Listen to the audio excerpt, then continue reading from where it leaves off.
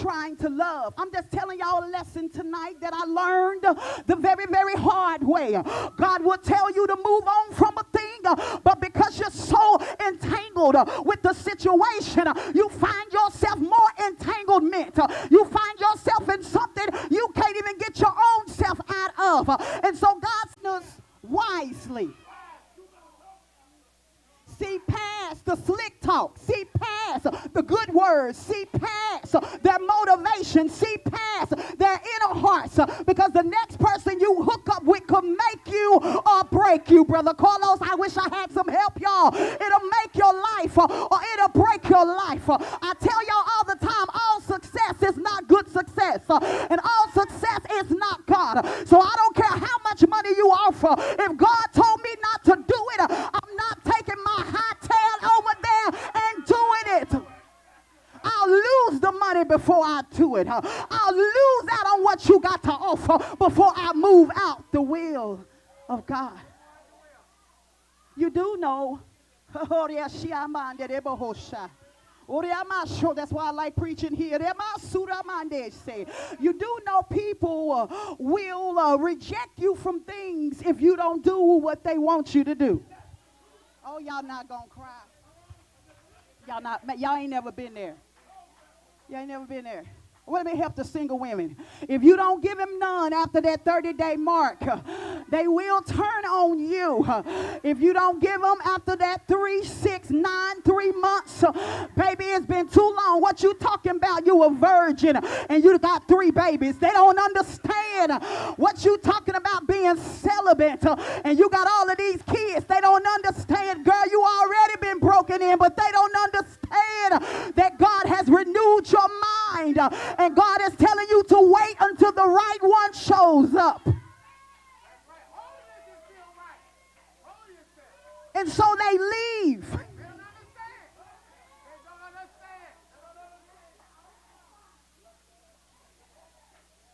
They be like, what's his name? Steve Harvey said the 90-day rule. They be like, girl, it's been 90 days. I've been holding out 90 days. Now, the only reason I really like you, but the fact that you won't give me what I want, I got to go find another loose mama. I got to go find another loose woman, because you do know that some people, Lord help me today, but I think I'm at my own church, are loose as a goose. They don't care what they do. If they got to open their legs to get a man, and you wonder why you still single, you still single because you won't give him everything that he wants.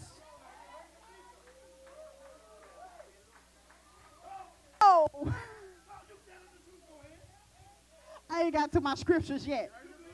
Why you waited? I had some people who have been celibate. I won't give their name, but if they're watching on live, they know I'm talking about them. But I love them enough not to tell their business like that. But they said I've been celibate for some years. I'm like, how long? Like 15 years. I'm like, I got a question. You mean to tell me you ain't done nothing in 15 years?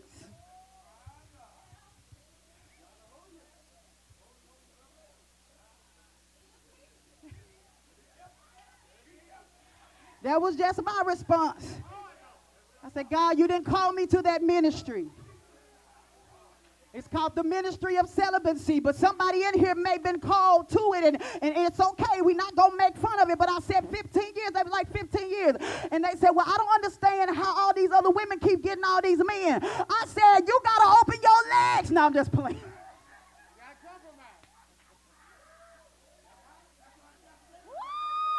That's just a joke, y'all. Don't. But you got to understand, since I'm helping some people tonight, you got a special order on your life. Can't anybody have you. You work too hard to get to where you are, to let a no good nobody, y'all don't want to talk, but I'll talk to Facebook Live, to ride off of your hard work and your sweat and your tears.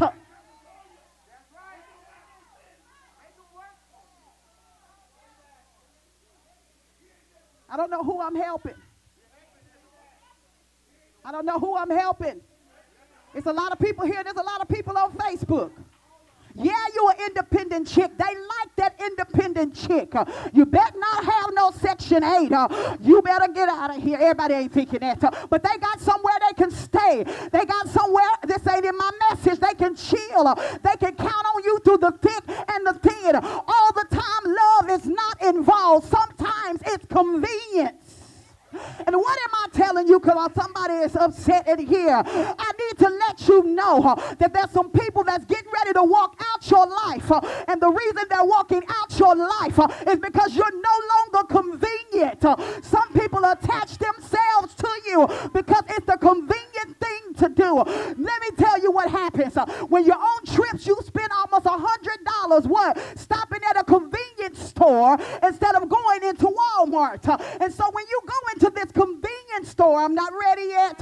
You go into this convenience store, you see all of these things, but they're higher price that you would pay if you would go to Walmart or somewhere else. But you're paying for convenience. And I need to tell somebody, you're getting ready to see some things with your eyes the way that they are. The reason they got your number because you were convenient. The reason that they pulled up on you is because you were convenient. When their convenience is met, when their need is met, when they get from you what they wanted, they don't want it no more. Y'all don't want to say what I'm saying. And some of y'all think I'm still talking about certain relationships, but I'm talking about any type of relationships that want to enter your life. You got to interview everybody. I've been here 10 years now. Why all of a sudden you interested in me? You've seen me pass this way 15 years. Now why all of a sudden it's a beacon in your eyes? Some people don't want to attach to you until they see you going up. That goes with charisma, charismatic, goes with having character. I need you to know that this favor that is upon your life is freely given, a gift that is given to you from God. And so you have to protect this gift with your entire life. You got to protect what God has put on the inside of you. What are gifts? Gifts are the purpose. The purpose of these gifts is to build up the church and to help people serve others and excel in ministry. There is a gift of writing. Some of you all can just write. There's the gift of craftsmanship. Some of you all can create something out of nothing. There's the gift of giving. There's the gift of helps. There's the gift of music. There's the gift of prophecy. Let me stop by music because they're still here. Some of you all want to play so bad that you just try to act like you can play. I'm one of them.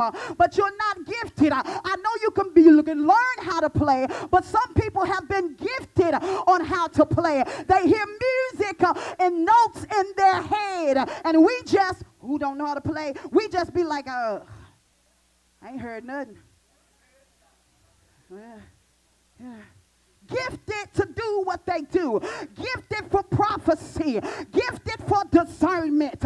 Gifted for service and administration.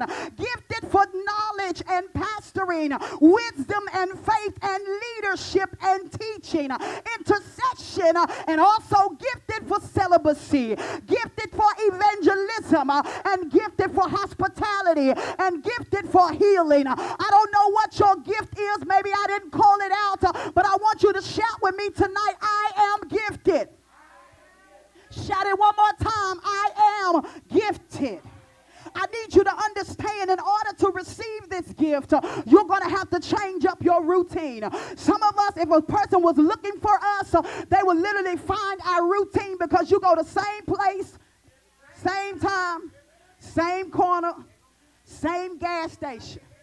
I don't know about you, but sometimes I change it up just a little bit. I listen to the Holy Ghost, don't go that way. That's why when we pull out of church, I may take a right, depending on how I feel, or I may take a left, or depending on how I feel, I may take a U-turn. And sometimes you'll find out that the way you listen to God kept you from a wreck that was on the other side. And so we got to learn to change up our our direction. I've never understood how it was to carry a child past 3 months, but I want to talk to some of the mothers who have to understand that when you have a child, God is giving you a gift, even when it don't feel like it's a gift.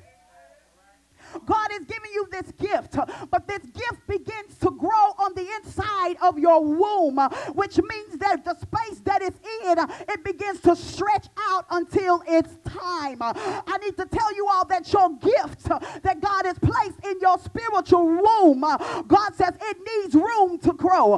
And the reason that you're agitated right now is because you feel like you don't have room to grow. You feel like the vision in you is speaking, but it's not in the right environment. A woman that's giving birth, her main thing is, I want to make sure I'm at the hospital or I'm at the house. It's very inconvenient to go into birth and you at McDonald's. Did anybody see that video? She went in birth and she was at McDonald's. She had to have that baby on top of the counters at McDonald's. Those who delivered that baby, she wanted them French fries and that double Mac. She was going late at night and that baby said, you ain't getting this tonight. She had to have strangers to help her deliver the womb, the baby that was in her womb. What am I trying to tell you? God says your environment that you give birth to, it matters. Who you hang around, I'm going to say it for 20,000 different times. It matters because they may have to help you deliver your next season. And so pregnancy, it says that I need room, which means that I need space. I need to prophesy to those in the room and those that are looking by Facebook Live. God says, I'm about to bless you so big because where you are is too small. You're going to need a new place to hold what I'm getting ready to birth out of your womb. I need to tell somebody, open your mouth and shout, I need more. What you need more of, I need more room. And I got to stretch to wherever God is making me stretch. I'm going to borrow this from the great Sarah Jakes. And it says here that we got to want change. And we got to believe that God is changing us. We got to believe in this word called cognitive flexibility. Cognitive, for those that are taking notes, flexibility is an intrinsic property of cognitive systems often associated with the mental ability to adjust its activity and content, switch between different tasks and rules and corresponding behavior responses, maintain multiple concepts simultaneously, and shift the internal attention between them. This is another individual who knows how to do several things at one time, and even if something change up, they know how to move. You know, sometimes we got such a routine that when God change it up, we fumbling trying to figure out, God, what you gonna do? Lord, I don't know what to do. I don't know what's wrong. Some of us are not good with change, and I will expect that I'm one of those. I've only changed because God said I needed to. But Pastor Harris can adapt to change in just a moment, in just a minute. It don't matter how many jobs he had. I ain't throwing no rocks. He can change to any atmosphere that he goes in, and I'm over there like, I don't want all of that. Just give me something steady. Just let me see what I can see. I don't want to do all of that moving, but God says in this season, I need you to know how to move at the drop of a hat. I need you to know what to say in the middle of the situation. God says, I'm looking for people who have flexibility. People who don't have flexibility, they always are complaining about somebody else's ability. Don't come against somebody else because they're flexible. They can change to what God is saying. God may be speaking this one day and the next day something else. Even though it may seem like it's contradictory to us, God says, I need a group of people who are flexible. Somebody shout flexible. Since we've been working out, I've found myself in so much pain. So much pain till I say I don't want to work out again. It's taking me 2 days because back when I was 20, I can work out, take by 1 day. But now I can do it and we can go and lift, but it takes 2 days. I've been adding it up, 48 hours for that pain that we had on Monday of the night. It shows up 2 days later and I can't move. And they asked me what's wrong. I said, I broke my back. Literally. But I found out that in this season of my life, I can't just go hard and not stretch. I can't just move and not stretch my muscles. I can't just get up and go and start exercising and picking up those weights and I not stretch. So I found out that I got to stretch before I work out. And so I need to tell some of you all, the next season of your life, the reason you're not seeing results how you want to see it is because you're not stretching. He said, I need you to stretch like coming out here on a Thursday night when you can be in your bed. I need you to stretch your mentality. I need you to stretch your thinking. I need you to stretch your heart. I need you to stretch your mind. Somebody in the room or even on social media, open your mouth and shout, stretch. Stretching don't feel good. Stretching hurts. Stretching seems unnecessary, but you've got to stretch. You've got to stretch for your next season. It's not going to be easy. It's not going to be comfortable. It's not going to be right where you can reach it. You're going to have to stretch to see what God has made you and what God has said. I said, God, well, what is another reason for this service tonight? He said, tell the people that I made them some promises that they put down. Talking to myself and the 2 or 3 that's still in service today. He said, you put the promises that I made you down, some because of fear. Fear that it wasn't going to happen.